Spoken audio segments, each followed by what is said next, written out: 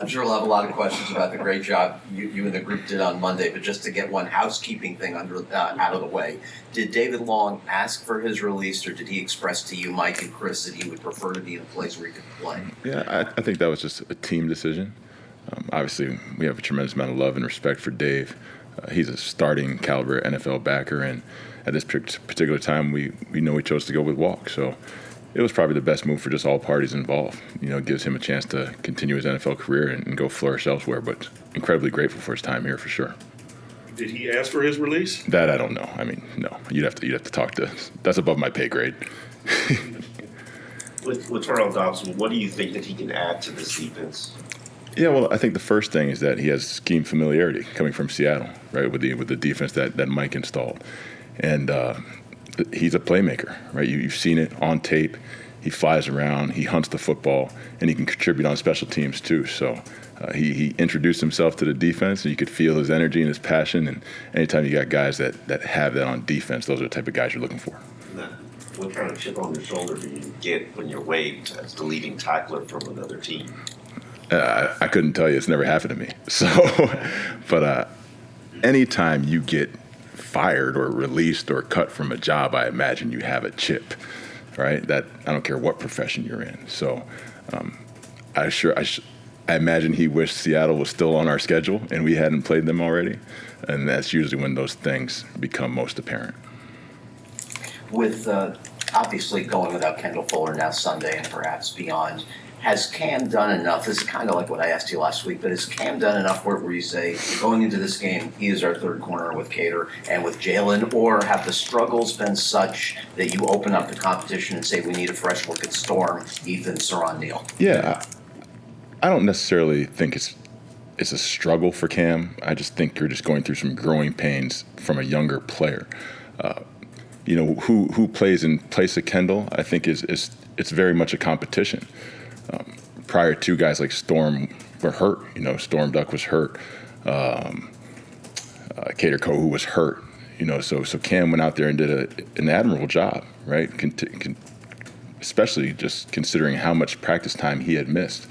So that competition in that position will certainly be up for grabs this week.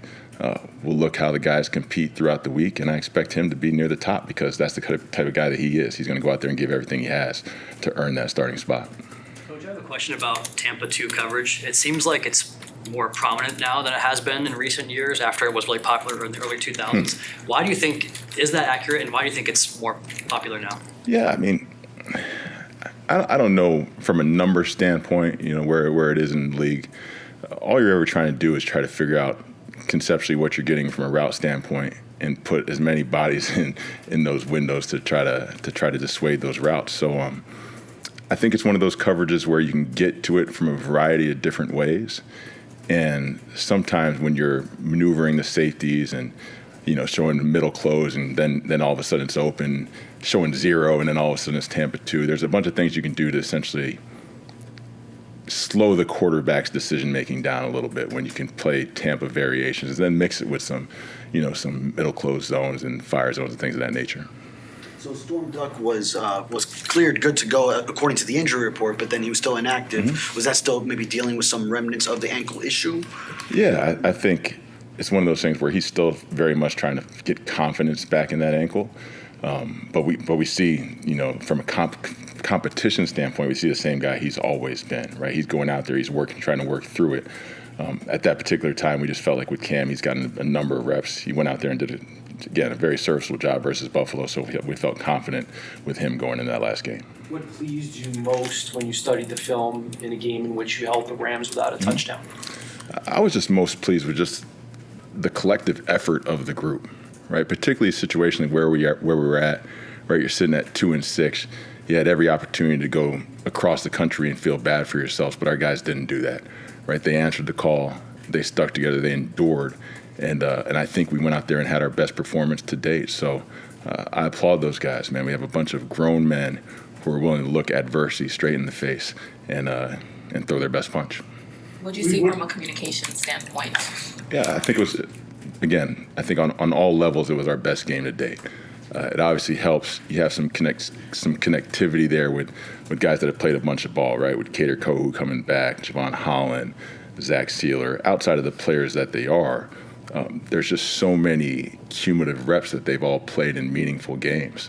So when you get those guys back and it's a guy on every level, obviously that's going to help step up your communication too. So I think it was certainly our best game to date. We had very minimal errors, and the ones we did have really didn't hurt us. What do you think when you look at Brock Bowers for them and maybe ways to defend that tight end? Oh, man, that guy, I tell you what, I don't want to slap Rookie of the Year on him yet, but he is an absolute force. He's a tight end. Sure, you could probably put him at tailback. You can play him anywhere you want. So we certainly got to account for him the entire day, particularly in critical situations. You have to think that they're a guy that he's going to target. But what an incredible player, man. I look forward to just seeing the trajectory of career and where he goes.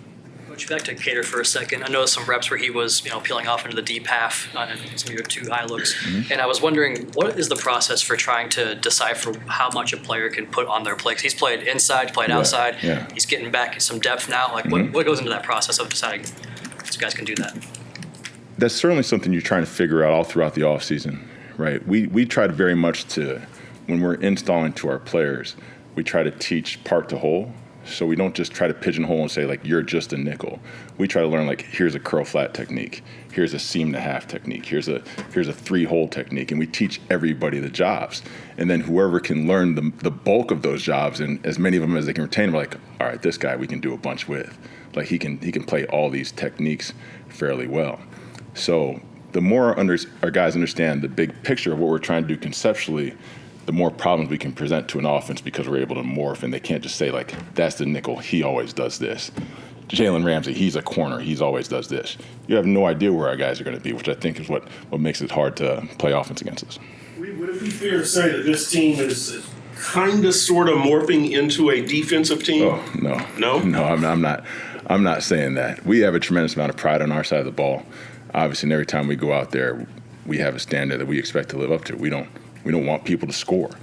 But with the talent we have on the other side of the ball, we are very much a team. So to say that we're an offensive or defensive team, I don't think that's fair at all. We're just trying to make sure we hold up our end of the bargain come game day. Carry over the momentum from last week's, or I guess Monday, feels like forever ago, to next week. Yeah, this league is about enduring and getting better, right? I talked to the guys about just having faith in the middle of the season, right? It's one of those, it's so long and it's so grueling that it exposes the frauds. And if you're not willing to push yourself and constantly get better throughout, then you'll have a failing season in the end. So while our record certainly isn't what we want, I told the guys, like, if you thought we were a playoff team coming in the league and coming in the year, then raise your hand. I was like, well, the playoffs just started a little bit sooner for us. So we got some pieces back. We got our quarterback out there, and let's go on a run. So we're not overlooking the Raiders by any means. And right now, we have a very magnified focus on an opponent ahead. Sean Elliott said that this team was soft last year. I know you weren't here. Yeah. Has that come up in meetings? Do you want your team to take that to heart or just kind of disregard it? No, I know Deshaun. Obviously respect who he is as a player. I don't think any man that walks on that field and plays this game is soft. So I know the guys in that locker room. I know the passion and the physicality and the tenacity that they play with. So the fact that he feels that way, hey, God bless him. But we have an opportunity to go and, get rid of that, whatever, softness phrase or whatever the heck he wants to say. We have an opportunity every Sunday to change that. There is a different brand of football in the AFC North. I think everybody understands. Yeah, because what is there to do in those towns? Going to go eat crab cakes? Of course, like you're going to play football and go eat crab cakes. What else are you going to do? Of course, it's a different brand of football. I'm joking. Why? No, I'm never going to be welcome back to Baltimore again. I like the crab cake. I do too. I got to be honest. I do. I love crab cakes. Why is it different football in that division? I think it probably starts with just the majority of the teams in that division, when you think about the Baltimore Ravens, the Pittsburgh Steelers, the Cincinnati Bengals, for the most part, they've had consistency, both from a head coaching standpoint and a front office standpoint. So how those teams have been built has been consistent for a number of decades now, right? The one exception in that division is the Browns, and they've had the issues they've had probably as a result. So I think that's probably the biggest reason that their style of play has been consistent. Now, if you had turnover in the front office and people came in with different philosophies, then maybe it changes. But when you have Ozzie Newsome and I forget who the new guy in Pittsburgh is, but yeah, and then you know Mike Tomlin's still there, obviously. Like, they have very clear visions and philosophies of how they want their teams to be built, and I think that's the type of brand of football they're all looking to play. When a player isn't doing exactly what you want, from a scheme perspective, a technique perspective, an assignment perspective, or maybe they're on the verge of being benched or losing playing time, what approach do you take in the communication with guys who maybe aren't doing their best? I think you do everything within your power first to coach and to teach, and try to find if one way is not working, where you're not getting through to them to get them to execute the job that you want them to do, you go through multiple facets to try to get that done. If you can't, that's when you start exploring other options to then make a change. So the one thing we're never going to do here is give up on a player. So we'll do everything, you know, within our abilities to try to get them to go out there and communicate and execute at a high level. Quentin Bell got plenty of got an increase in defensive snaps. Got the sack, of course. It seems like the snaps came at the expense of Tyus Bowser's a little bit. What led to the decisions on playing time on the edge? Yeah, I don't know if it came out really at the expense of anybody. The plan going in was to roll those guys a little bit more, just because we all believe they had earned it. Right? They go out there and they'd shown, they've shown it throughout the week of practice, particularly Q, Tyus, Agba, Chop. Right, all those guys, they push each other to get better, and I think collectively that room is getting better as a result. So to have any of those guys just sitting on the bench, I think does a disservice to the team, particularly when you get to this point in the season. You want to make sure everybody's out there rolling, getting reps, so we can be fresh throughout this entire push. Do you have to have a conversation with a guy who plays opposite Jalen Ramsey that basically, hey, you're going to be attacked? well, because they're going to generally try to avoid Jalen. I don't think that conversation needs to be had. The one thing that I know for sure is that if you're out there and you're playing in this league, you are an incredibly confident human being. And if you're not, that's usually when you're struggling. And we got to find a way to build that confidence back up. So I know every one of those guys that touch that field for us, they think that they're Superman, and they should, because they are the elite of the elite, and go out there and play with that same swag and confidence every day. In terms of defensive backs who play the fifth and sixth most on Sunday, just to go back to that, the one thing I hadn't brought up was the scenario of Holland in the slot and May with Poyer. Is that something that you don't want to do in huge volume because you like what Javon gives you at safety and because Cater's so effective in the slot? Or is that a real consideration, those three for a ton of snaps together? I think that's more just a matter of matchup, right? When you're trying to match up and potentially have a bigger body in the slot. The thing with us is we can put Jalen there, who is a big body and isn't afraid to get his nose dirty in the run game. He'll fill a B gap. He can do all those jobs, and we feel the same way about Javon. So it's really about just matchups and who can we put on the outside? Do we feel comfortable with the matchup there? If we move Jalen inside, and if we need Jalen on the outside, then it's like, all right, well, if we want to get bigger, then we're probably using a safety. Could you put the role of Jalen into words? We see him moving all around. Yeah. What's sort of the mission statement is? The mission statement going in every week when you're thinking about your players and particularly your impact players, and we have a bunch of them, right? But with him, you're always just trying to put him around where you think the football is going to be, right? So, if you know they want to target a particular receiver, you try to put them there. If you know that they want to do something in protection-wise and you think you can get him a free run at the quarterback or in the backfield, you try to put him there, just because the more he can get around the ball, the more opportunities he has to make plays for your defense.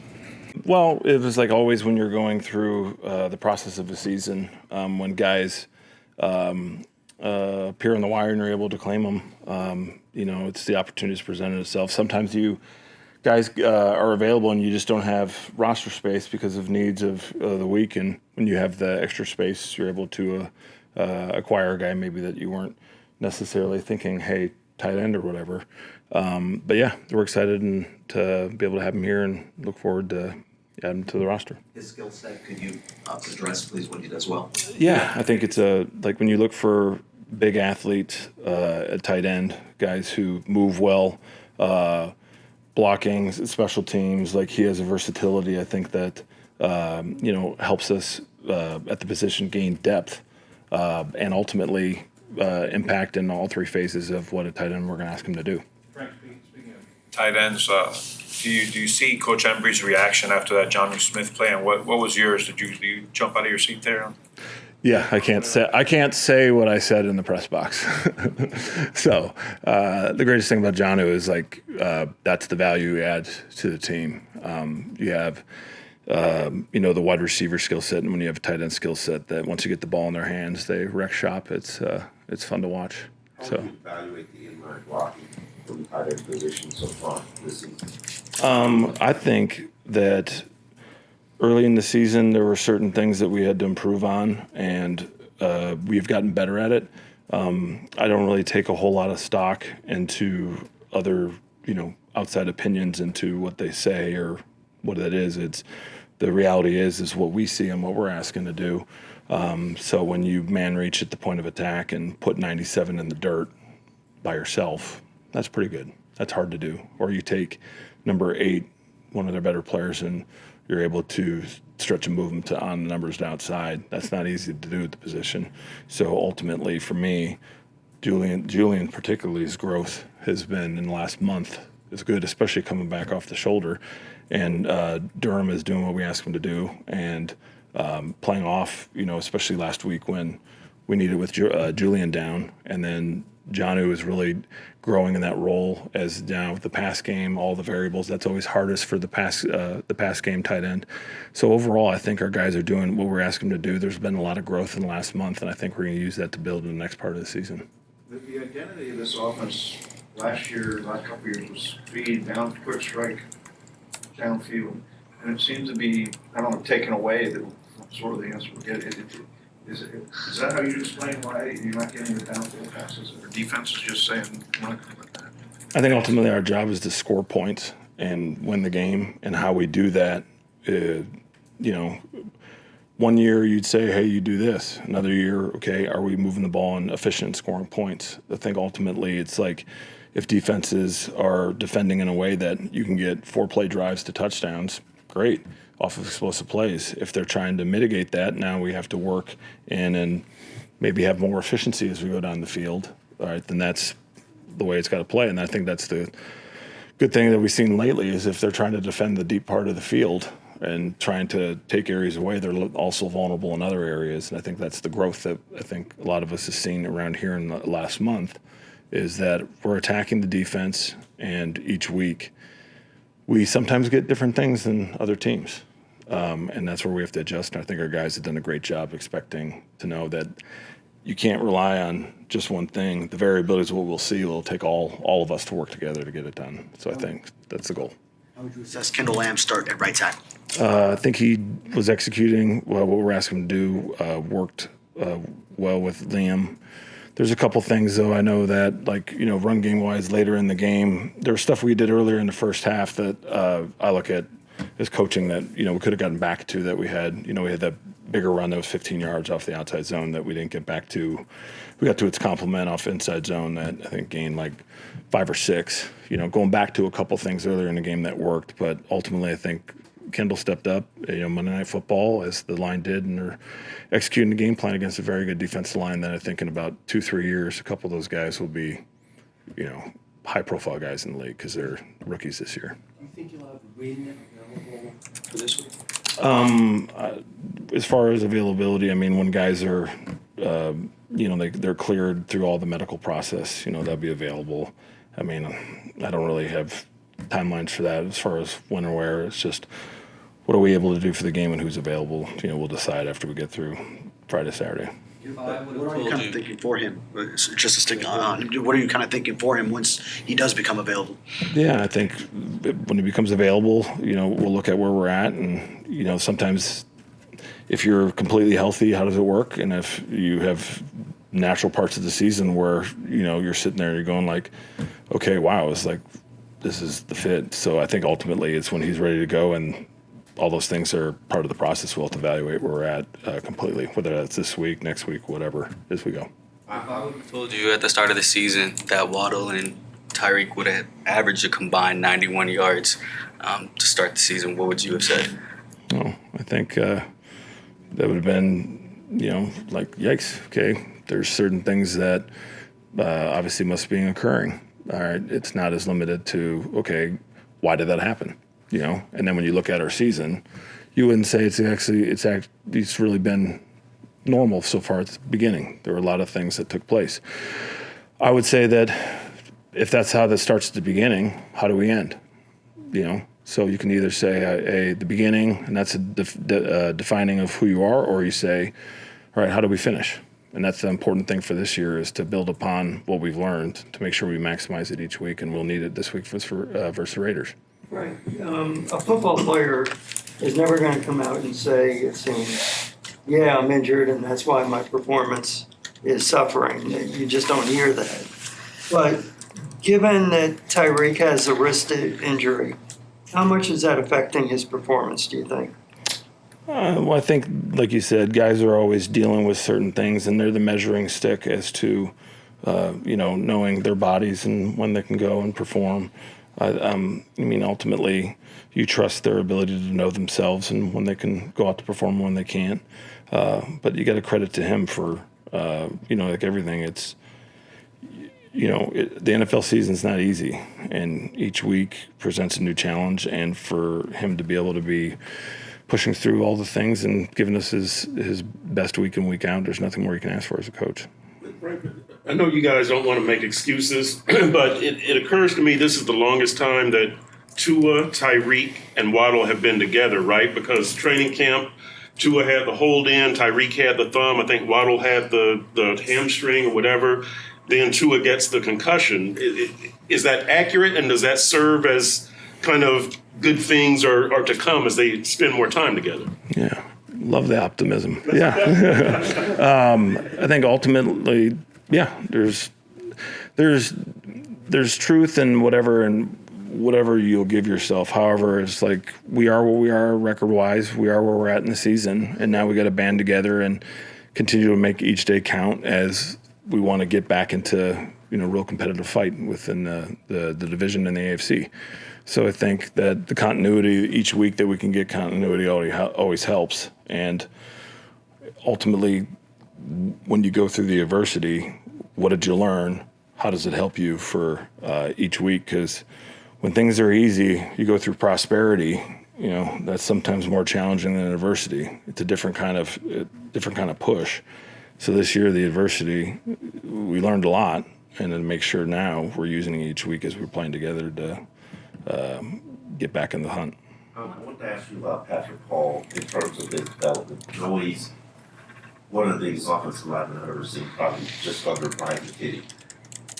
Is it more beneficial for him to cross-train and play right tackle, or more beneficial for him to cross-train and work as left guard because you have limited options at both spots? Interesting question. Yeah, I would think that for us, it's like the range and the length really bodes well to outside because it's the foot, the ability to kick and have the cover space that bodes well to play and tackle. So it's better in that realm to be flexing on both sides as opposed to some guys who have, different skill sets to we can move more inside and they can stay on their side. So when you have to flip sides, it creates a little bit more stress because it's, one side versus the other, dominant foot, a non-dominant, all kinds of stuff like that. But he's embracing it. But I think for him, it's tackle to tackle. So we're going to keep him. What do you think of Lester Cotton getting thrown in there, and your confidence in him if he has to start this week? Yeah, came in and is executing. It's like it's always hard when you come out in the middle of the game, to get into the swing of things to perform. And yeah, we have confidence in him and all the other guys. And the biggest thing is, as we get through the week, making sure we have the guys who are ready to go and they're connected in the game plan and communicating together. Going back to Tyreek and Waddle, Mike said that they have still made an impact even when the ball isn't in their hands, whether that's blocking or whatever. That's correct. Is that something that you guys have had to ask them to do more of, or is that them volunteering to kind of take on more outside of just their regular, ball catching duties? It's them being great teammates for the rest of the guys around them and knowing things that are coverages defense we're getting, our ability to block and run the football helps change coverages if you're able to block and do all those things. And they've been outstanding in their willingness to do it in the different forms of stuff we've been asking them to do. I just want to ask about the Eichenberg power play that he drew. What's that? The Eichenberg penalty that he drew, I thought that was pretty neat. Yeah. Liam's a funny guy. See, I don't get to hear what he says. It seems that he annoys the opponent. Is that right? I don't know exactly due to me being in the fishbowl watching the game way up high, but just his intensity and the way he plays. So I'm sure he has fun with the process. I don't know exactly, but I can imagine. When there was no acting on that play, that he actually did headbutt him pretty hard. I was going to ask you if you had a close friend who maybe wasn't an intense football fan, but just came to you and asked, so when Tua throws an interception, Doesn't sound like a friend I'd have though, Barry. you have a lot of friends. Right? In terms of someone who's not an intense football fan, maybe Yes. someone who's a marginal fan, and he asked you, Still doesn't sound like friend. when Tua throws a pick, why don't you and Mike just tell him either avoid the play altogether with making the tackle or merely push him out of bounds but do nothing else that doesn't involve your hands? What would your answer be to him as to why the organization does not tell him to do that? I'd be like, this is why I don't have friends who are marginal football fans. I mean, we cover that topic and the guys have too. I just think that ultimately our goal is to not have turnovers. And if we don't have turnovers and we're working together, we can avoid these situations of, what ifs. You know what I mean? So I think ultimately our goal is to play turnover-free football, penalty-free football, and that's the goal, and be efficient in what we do. If we do that, we can avoid, certain things, and we'll be okay. Right. On the touchdown to Tyreek, he mentioned that he acted like he's going to block. That's usually like a tight end type of deal, right? That's how you affect the game. Yeah. So when you're down in the red zone and you're trying to run the ball in sets that look like you're running the football, that bodes well to quick play action. So I think that's the other thing that, like we're talking about, when you're getting engaged in blocking in all those areas, you now get opportunities that tight ends would normally get because of our blocking stuff. So yeah, that was a play that we've had up for I think it was up the week or two before, and it was a perfectly called time at the time, just because they were going big personnel group trying to stop the run, and a run action made it great execution by Reek to get the ball and all the guys to score. Danny, about the two waiver claims this week, what they can do on special teams from what you've evaluated over the years on them, Dotson and Stoll. Right. Both guys, have been productive. Obviously, Dotson, when he was in Buffalo early in his career, was a four-phase player and a good special teams player. Like you hope for most guys, was able to develop into a starting player and has done a good job as a starting linebacker. But really excited, fast, physical. So like to see where he's going to be. And then obviously picking up Stoll, played on a couple phases in Philadelphia. Again, another big athletic body. So can't have enough of those. You guys sticking with Tucker at snapper this week? For right now, he'll be getting the reps, and we'll see where the rest of the week takes us. David Long, since his demotion on defense, was getting some special team snaps now, obviously waived. Mm-hmm. What were you seeing from him in those? Was doing a good job. I mean, and as you guys know, I mean, there's when you get a uniform on game day, if you are not playing we're wasting a roster spot. So, when you're limited to 48 guys on game day, everybody that gets a uniform game day, except hopefully the backup quarterback and, maybe the eighth lineman, everybody better be participating in some phase. So David did a great job, made the transition, and was able to play on all 4 phases for us the last couple of weeks and did a good job. Danny, Saran Neal got a flag running out of bounds. I don't think there's a general yardage on that, but is there, what is the rule? I know you've got to try to get back in. I think he was out of bounds for 20 yards or something. Right, and the penalty wasn't necessarily it was out of bounds. Once you start your track and your course back into the field of play, you can't make any adjustments in the white. So once you start that angle back into the field of play, if you make any kind of move when you're out of bounds, it is a penalty. So as he's making that track back into the field of play, he sees the returner going hard to his right and just naturally adjusts his course, but that is considered a move out of bounds, which is illegal. Jason Sanders. So to get clarity, once somebody gets you out of bounds, you have to make one track. Once you set that angle, and it's got to be a not without reason angle. You can't set an angle to bring you back into play 40 yards down the field. You got to start your angle and your course to get back in the field of play.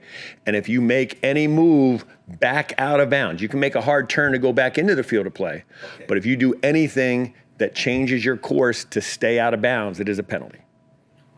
Jason Sanders has a kickoff that lands right at the 20, right inside the 20 early in the game. I'm wondering, is that kind of the perfect kickoff execution to hit it in the landing area? Well, it was deeper than that, but anytime you can get the ball where there's got to be an adjustment where you're able to get a head start, it's an advantage to the kickoff team. Back-to-back weeks where Jake Bailey has a couple short punts, were those just mishits or something? Well, else? I think the angle, the course, he hit 3 good balls. Obviously, the one course, the line was a little bit wide, and ball ends up turning and gets out of bounds. But hit 3 good balls. We just got to work the line a little bit better. I wanted to ask about some of the kicker injuries that we're seeing across the league. Do you think that, obviously we're seeing more 50-plus yard kicks, do you think that practicing those throughout the week is kind of putting a strain on kickers' legs, or what are your thoughts on that, and how do you kind of be proactive in preventing those leg muscle injuries? Well, I think it's a combination. I think some of the injuries have been related to having to make plays in coverage. So that's come up with a couple of guys. There's been a couple of ankle injuries with guys that have had to try and make a tackle, and that's come up that way. The soft tissue stuff is always a concern. I don't think the length of field goals has anything to do with it. Maybe the amount of workload certain guys are having. We always work backwards. So as the season progresses, we're going to get less and less reps because of just the natural wear and tear when you start. In July, you're building to be able to be active and kick for really 6 hours. Guys start warming up, 10:30, 11 o'clock, and you got to be good to go till 4:30. So that's a long time to be active. So you got to make sure you're doing a good job during the week. Danny, I've got a technique question for you. Admittedly, I don't know what I'm watching when I watch these games. I thought when Denver blocked Kansas City's field goal, they double-teamed one of the linemen, kind of knocked him over and came in. I thought the Rams tried that with Patrick Paul on Jason's first 50-yard field goal. I thought Patrick held his ground pretty well. What's the technique when one guy is on either shoulder? What do you want? There's a lot. That's one of the common rushes you'll see around the league. And everybody plays it different. Some people play people. Some people play gaps. So the technique and what you're teaching, and obviously what we teach is a little bit different, maybe from some other teams. But that's a hard play. We talked about it a little bit last week with when you guys mentioned Calais. For the rush team, it's you're able to tee off and not a taxing play, but it's tough. But you get 2 or 3 bodies on one individual, start getting 800-900 pounds playing against one guy. It's a hard down for the field goal protection team. And how do you anchor yourself? Can you give me any technique? I won't. Maybe in the off season we'll spend some time. But yeah, we're not gonna. We're gonna get too into detail with that. You go look at the Kansas City block field goal and just professional curiosity and then how. Well, yeah, and we would do a weekly every plays around the league. All the onside kicks, all the blocks, all the big returns, all that stuff, penalties, all that stuff. I get to cut up every week and go back and look through it and see what's happening around the league and what's happening good, what's happening bad, why it's happening. Most importantly. And you show that to the team as well. Parts of it, yeah. It's an extensive tape. We don't have the time to watch the whole thing, but there's pieces of it weekly that we try and bring to the attention of the team. Of just, a lot of it's trends, what's happening, what are people trying, and then technique. If you don't play the right technique, this is what could happen. If you do play, this is what happens. So all that stuff's part of our weekly plan. So is that Kansas City play? Is that a common thing? Yeah, and that's a very common, especially for them. That's that load getting 4 guys heavy on 2 on the outside. That's a common thing for them. What makes AJ Cole one of the better players at his position in this league? Well, I think number one, how they use him. They want to play. The flip the field, as I refer to it. They're not afraid to. When they're punting from the -20, they're not worried about a 60, 70-yard punt. They're feeling good about their coverage team, and they're letting him rip it away where, you see trends around the league where some people go to that, and then they're coming back to playing more hang time and direction. So, but he's a talented player, and, they're letting him play to his skills. Danny, we've talked about the 50-yard field goal before, but last game there's 4 of them, and you just don't bat an eye, right?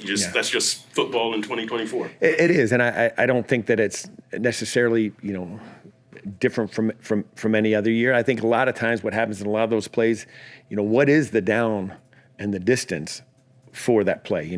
I think you've seen around the league that the analytics of the 4th and short.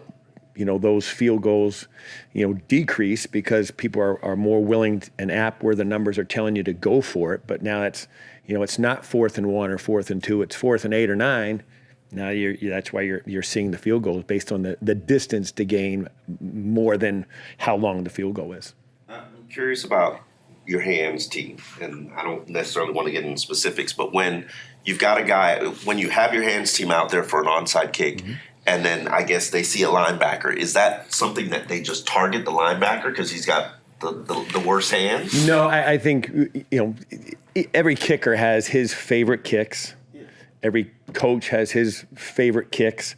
So that just happened to be a situation where an inside ball goes to a player who we feel great about. That's a spot where a lot of teams are going to kick the onside kick as an inside ball. So anybody we feel that we put out there, we feel very strongly about them being able to make the play. But it's not about somebody targeting an individual. It's more you want your best kick. Whether it's, obviously the look that you're getting, the people, but it's such a low percentage kick. It's 7%. You want your best kick to give yourself the best opportunity. Yeah, wasn't there like a rule that they were trying to change to? I forget there's so many special teams rules, but yeah, because at this point the onside kick is that was part of the discussion in the rule change with the new kickoff. Was when they did back it up and we were going to play back from a normal 35-yard line with both the covered team back to the 35 and normal restraining rules of the return team, being able to change the numbers. When they changed it where you have to have 2 outside the numbers, 2 in the alley. They talked about being able to go to 6 and 4 as opposed to having to be 5 and 5. They talked about being able to put more people in one of those restraining line areas where you could play more of an overload, but for a player safety standpoint, they didn't go with it. Do you know the percentage before the rule change, like a 7% now? It's all over the last. It's always been somewhere at the end of the season. It'll be somewhere between 8 and 12. So I'm going to ask specifically where CHOP has improved that's led to the increase in tangible production with the 2 sacks, 9 pressures over the last 2 weeks. You point to what specifically is the biggest area of improvement? Yeah, I would say overall, just honestly trusting the process. Like, growing from day one on campus until the last game and continuing to do it. He just trusted the process. I think the more experience, he's gotten a lot of reps, especially after some of the injuries early in the season. His growth has accelerated because of those reps. So he's just seeing things. He's understanding things. He's able to process things a little bit faster. And I think now him just putting that together is why you see a little bit of that. Overall, how much do you value sack numbers? And what I mean by that, Anthony Weaver said that points against is his most valued stat. What do you value most, and where do sacks, as far as your guys measure in there? Yeah, I think sacks are important in this game. That's why some of the highest paid players are the ones with the most sacks. It's a valued stat. I do think affecting the quarterback in any way is a big deal, and sometimes that's not reflected by sacks. However, when you get sacks, they change the game, especially if you get a ball out like Quentin did in the game. That's those impact the game when you can recover them and you can change possession. So you can stop drives, you can stop 2-minute drives, you can really inflict some will on an offense with sacks, and there's a reason why it's a big stat. So we talk about them. It's the finish of the play. There's a lot of things that go into the start and the middle. The sack is a finish, and then obviously the strip sack is a celebration. So we make a big deal about it. What do you like about Tyrell Dodson, and what made him the choice to bring in when he became available? Yeah, don't know much about him. I interviewed him at the combine when he came out. That's really all I know, except for I know he's had some journey throughout the NFL. He'll be in Coach Barry's room, so excited to have him here. With Malik, with Kamara, where is he in his development? Some days some games he's active, some games he's not active. Where is he in development right now? Yeah, I think he's still processing and developing each and every day, mostly on our show team availability, which we take serious around here. We grade it, we watch it together. We look for improvement there, which he's doing. I think with his opportunities that he gets, a lot of it's based on the roster spots that we take into a game, and he knows that. We've had that conversation. My thing to him is always, when it's your number's called, be ready to go, and I think he's approached that seriously. He prepares as a starter, as he should, and so when it's time for him to go, he'll be ready to go. And just like every other rookie, a lot of those game reps, when he does get those, will be invaluable for him. Not a doctor, so I'm not asking this at all from a medical standpoint, but with Bradley, Mike told us Cam is good as a bit ahead of Bradley. Bradley's not ready to practice yet. Is it realistic for an edge player who's missed nearly a full calendar year to come back in the heart of what hopefully would be a playoff race in December and contribute? Is that realistic for any edge player, even one of his quality? What I tell you, I'd love to have Bradley back. He's unbelievable. But however, everyone's different, and I don't know that. I'm not a doctor, like you said. So all I can tell you is that he's going through the process as a pro. He's working his tail off each and every day. He's in our meeting rooms each and every day. And when he's ready to go, he'll be ready to go. Ryan, has Chop lined up a little bit wider recently, like the wide 9 type stuff, or no? Oh, yeah, you talking like rush downs or first and second down rush downs? Yeah, I think if you watch the film, he changes it up.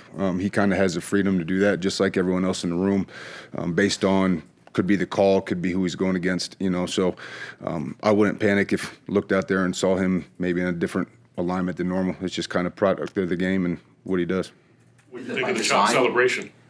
With the Chop celebration, what do you think? I love it. The timing was a little bit off. Hopefully the next one we can get some more guys involved and it can be everyone on the same accord there on the swing. But no, I'm glad that guys are celebrating. Like, that's what it's all about. It's about having fun and supporting teammates. And just like when Javon got a sack, I told Chop, make sure you celebrate with him because that's important. So everyone having fun and accomplishing the same goal, and that's what we do.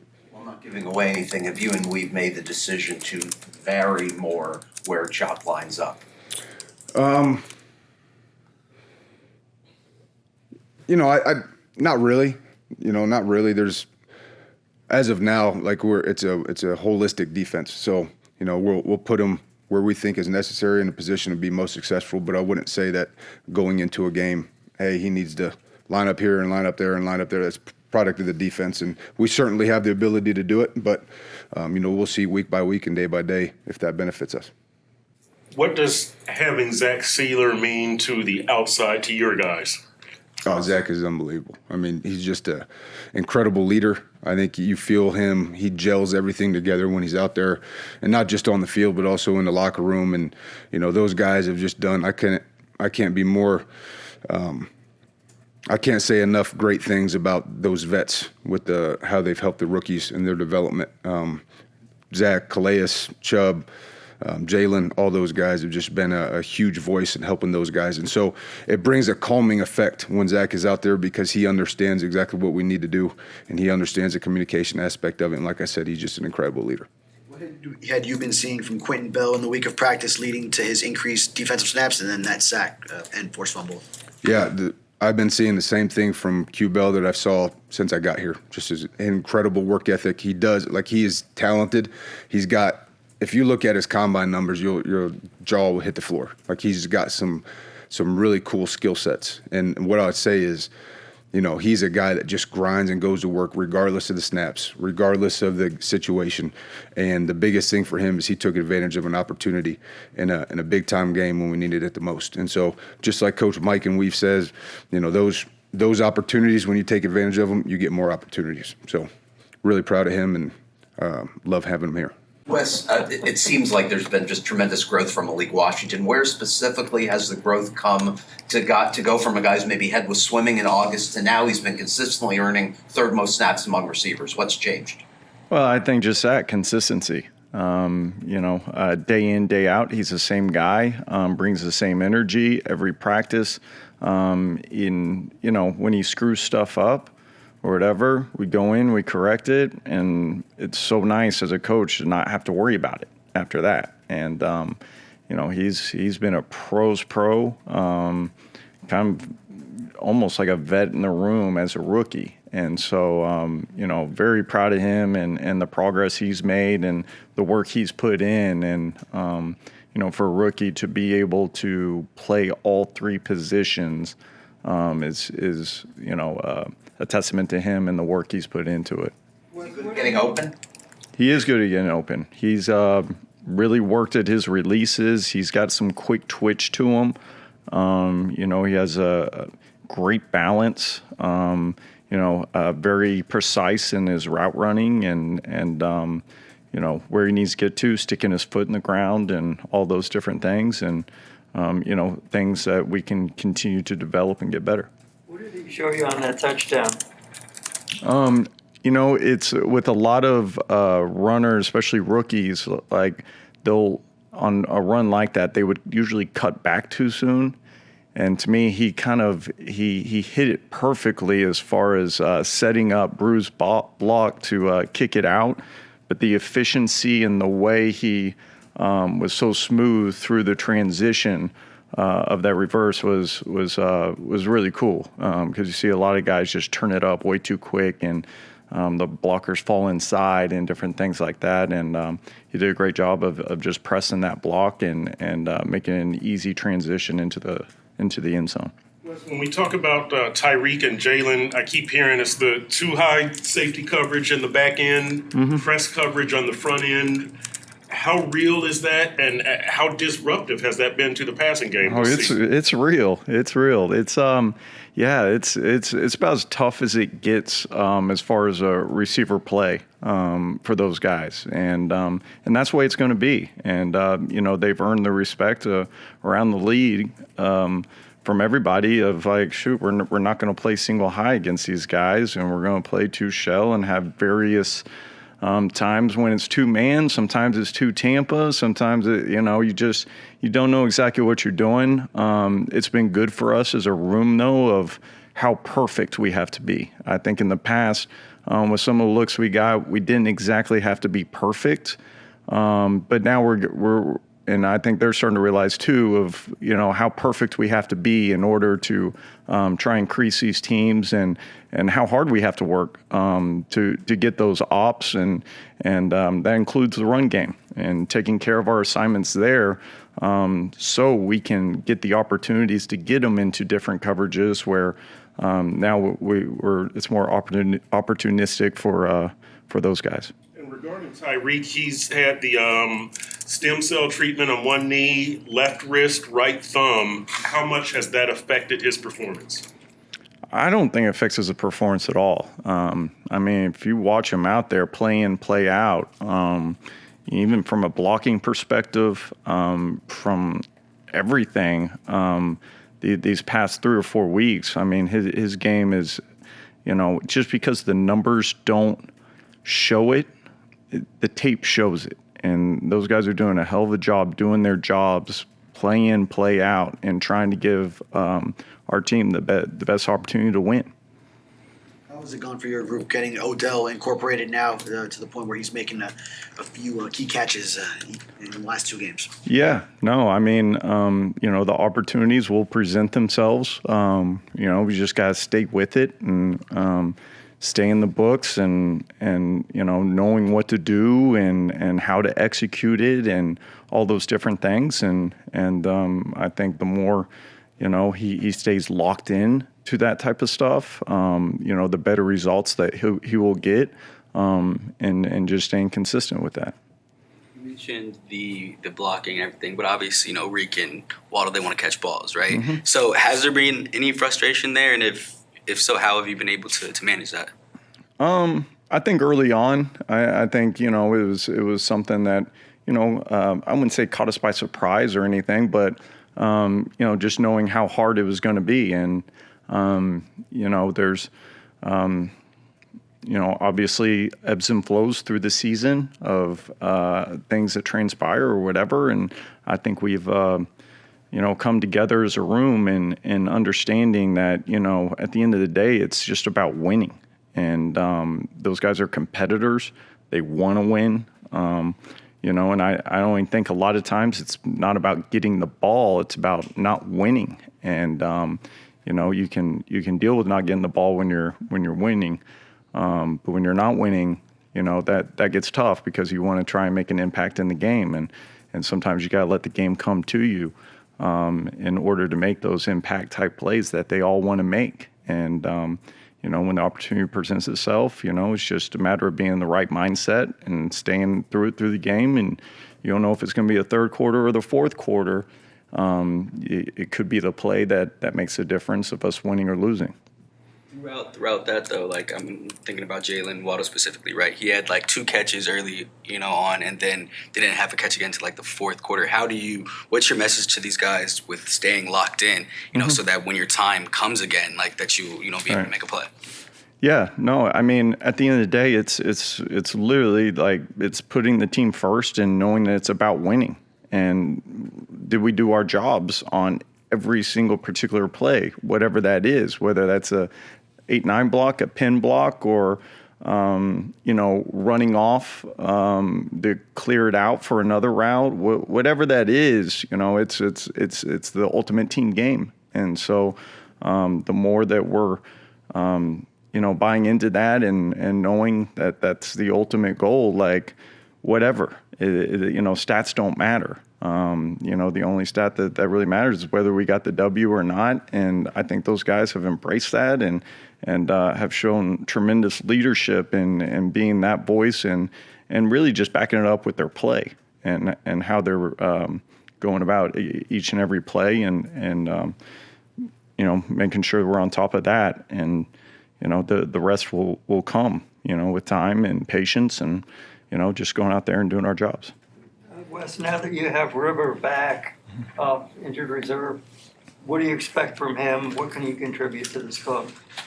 Yeah, I mean, just being the consistent player that he is. And again, it's it's funny. It's almost like Malik's a younger version of him as far as being able to play all 3 positions, knowing all the coaching techniques and everything else we need to do. Helping other guys get lined up and helping other guys in the room get prepared for the week. I think there's a lot of aspects that Riv brings to our team and our room, that are, not known about, but, he's, the way he blocks, the way he, and when his opportunities come in the pass game, he makes the most of them. And so, obviously he didn't play a ton of snaps this past game, but, I know there's going to come times where we're definitely going to need him, and we all know that he's going to be ready.